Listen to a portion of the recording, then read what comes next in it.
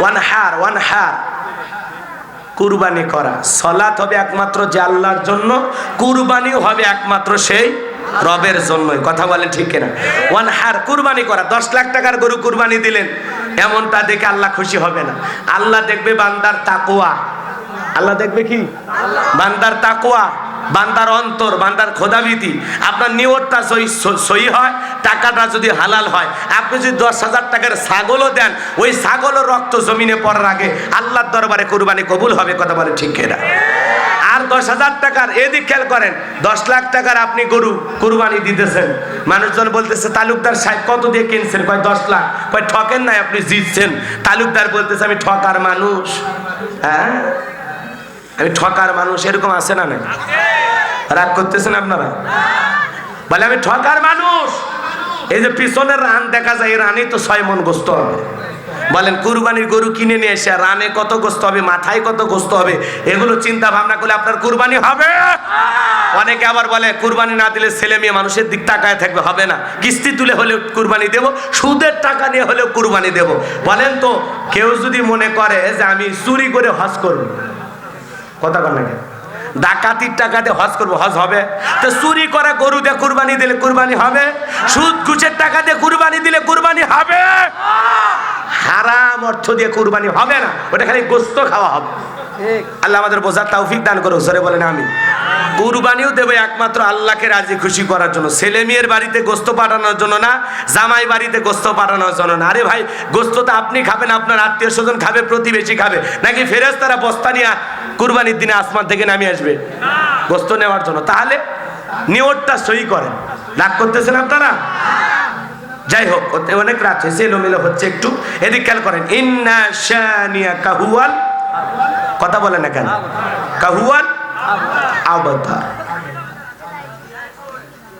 আল্লাহ বললেন নবী, নিশ্চয়ই আপনাকে যারা লেজ কাটা নির্বংশ বলে, আপনার বিরুদ্ধে আঙ্গুল তুলে বলে আপনি নির্বংশ, ও নবী আপনি মন খারাপ করবেন না।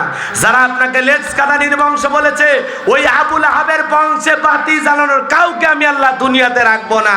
আর আপনার মুহাব্বত আর আপনাকে ভালোবাসার কোটি কোটি রুহানি সন্তান আমি জমিনে পাঠায় দেব, যারা নিজের কলিজার চাইতেও বেশি ভালোবাসবে আপনাকে। বলেন আল্লাহু আকবার। নবীজি রুহানি সন্তান কারা? এ আমরা। এই জন্য বিশ্ব নবীর অপমানে যদি না কাঁদে তোমার মন, মুসলিম নয় তুমি মুনাফিক, নবীজির দুশ্মন।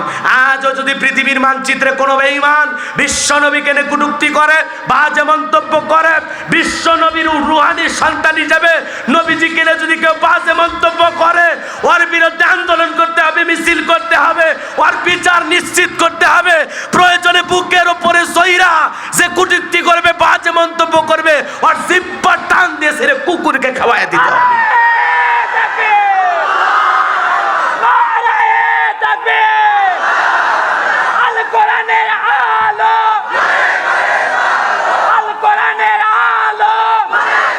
এই জন্য নবীজির অপমান কোন মুসলমান সহ্য করতে পারে?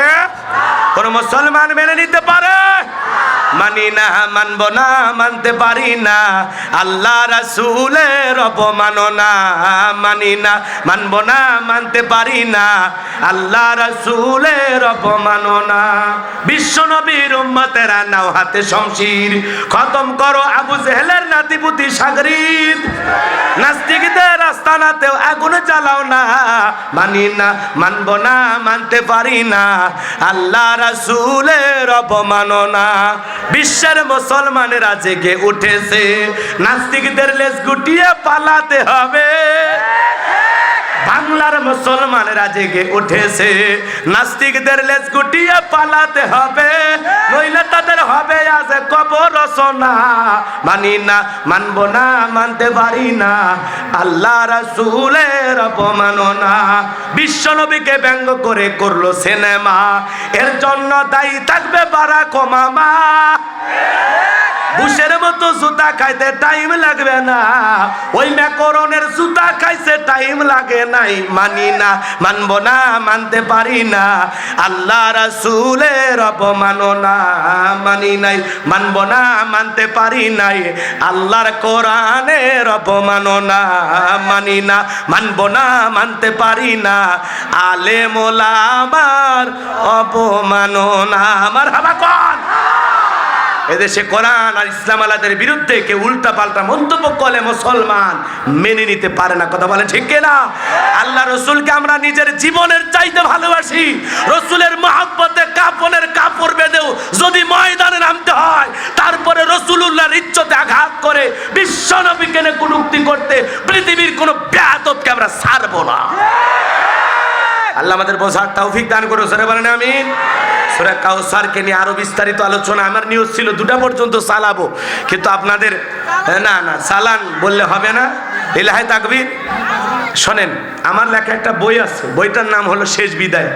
ঠিক আছে, যদি পারেন স্মৃতি হিসাবে নিয়ে যাবেন। 76 পৃষ্ঠার এই বই।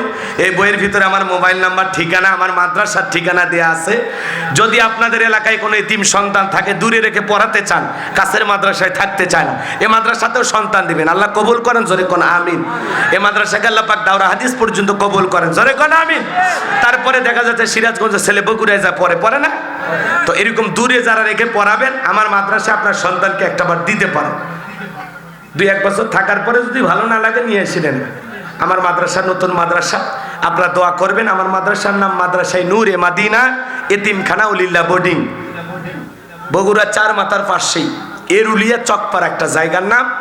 4 মাথা থেকে 3 কিলোমিটার। ঠিক আছে, এই জায়গাতে গেলেই আমার মাদ্রাসায় আপনারা আপনাদের সন্তানদেরকে দিতে পারবেন।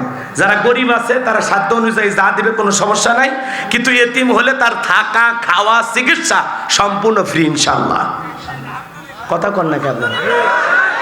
আরে ভাই, এই সারা দেশ থেকে হাদিয়া পায়, এগুলো দিয়ে অন্তত ওদের কিছু খেদমত করে যেতে পারবো তো ইনশাআল্লাহ। একটা মাদ্রাসা বানাইছি, পাশাপাশি একটা মসজিদ বানানোর স্বপ্ন আছে, একটা গণকবরস্থান বানানোর স্বপ্ন আছে। আল্লাহ তার এই ক্ষুদ্র গোলামের এই স্বপ্নগুলো পূরণ করে দিক। জোরে কোন আমিন। আরো জোরে বলেন আমিন। রাগ করতেছেন আপনারা? মন খারাপ করেছেন?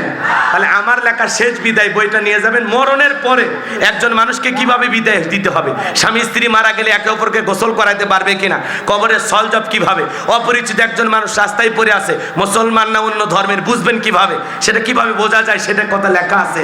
এরপরেও আখিরাত সম্পর্কে, জাহান্নাম সম্পর্কে, ঈমান সম্পর্কে খুব বিস্তারিত, খুব গুরুত্বপূর্ণ কিছু বিষয় এই বইটার ভিতরে তুলে ধরা আছে। যদি পারেন আপনারা নিয়ে যাবেন ইনশাআল্লাহ। আত্মহত্যাকারী যে ব্যক্তি মারা যায়, তার জানাজায় যাওয়া যাবে কিনা, জায়েজ হবে না হারাম হবে, এই বিষয়গুলো অনেক গুরুত্বপূর্ণ কিছু প্রশ্ন এবং মাসলা মাসাইল এর ভিতরে তুলে ধরা আছে। যদি পারেন নিয়ে যাবেন ইনশাআল্লাহ। 76 পৃষ্ঠার এই বই, অল্প কয়েকটা বই আছে, নিয়ে যেতে পারেন। আল্লাহ কবুল করেন। বইয়ের হাদিয়া 50 টাকা। যদি পারেন নিয়ে যাবেন ইনশাআল্লাহ। একটা বই ছাপাইতে গিয়ে অনেক টাকা খরচ হয়, যে সব কিছুর দাম বেড়ে গেছে। এগুলো আপনারা অনেকে আবার বলতে পারে যে হুজুর ওয়াজও করে, আবার দেখছো বই বেচে ব্যবসা শুরু করছে। আসলে তো তা না।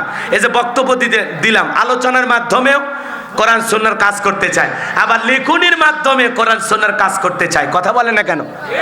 আমি যেটুকুই পারি, যেটুকুই বুঝি, আমার এই কথাগুলো যদি আমি একটু বইয়ের আকারেও ছাপায়া মানুষের হাতে পৌঁছাই দিতে পারি, আমি মারা যাব, এই ঘরে আপনার এই বই থাকবে। কথা বলেন না কেন?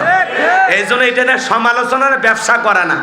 এদেশের হক্কানি ওলামা ইকরাম অনেক আছে যারা শত শত বই পুস্তক লিখেছেন। কথা বলেন ঠিক কিনা? আমার এই বইটি প্রায় 1 লক্ষের মতো কপি সারা দেশে বিক্রি হয়ে গেছে, আলহামদুলিল্লাহ বলেন।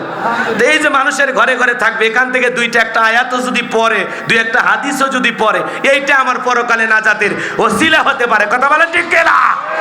এই জন্য যুবক, উপন্যাস পড়ো। প্রেম কেন কাঁদায়, যৌবনের মৌবনে, অভিশপ্ত রাত, মিলন হবে কতদিনে, এগুলো আজে বাজে উপন্যাস আর বই পড়লে চরিত্র ধ্বংস হবে। আর এগুলো কোরআন সুন্নাহর কিতাব পড়লে চরিত্র গঠন হবে ইনশাআল্লাহ। আল্লাহ আমাদের কবুল করেন। আখিরি দাওয়ানা আলহামদুলিল্লাহি রাব্বিল আলামিন। কার কোনো বক্তব্য আছে? খুব দ্রুত গতিতে আমরা